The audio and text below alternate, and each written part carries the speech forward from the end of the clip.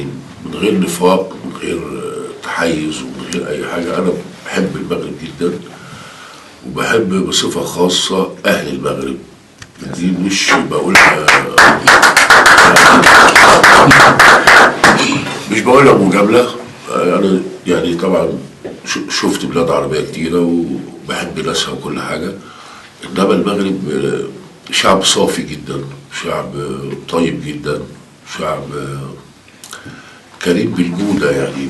يعني فأنا بحب المغرب جدا، جيتها من زمان جدا، وجيتها في أوقات بشارك دايما في أي دعوة أو في أي مهرجان أو في أي حاجة سياحية أنا ممكن أعملها لوحدي من غير مهرجان أو من غير دعوة. كرمت في تكريم جميل جدا في مدينة الرباط الجميلة، وكرمت في تطوان، وبحضر، كنت أول من حضر مهرجان تطوان السينمائي في أوائله، وحضرته في برضه من سنتين ثلاثة، وكان معايا أخويا وحبيبي الفنان المغربي العظيم أستاذ محمد مفتاح. أنا بقولها يعني بثقة شديدة، فنان رائع وفنان ممثل كبير يعني.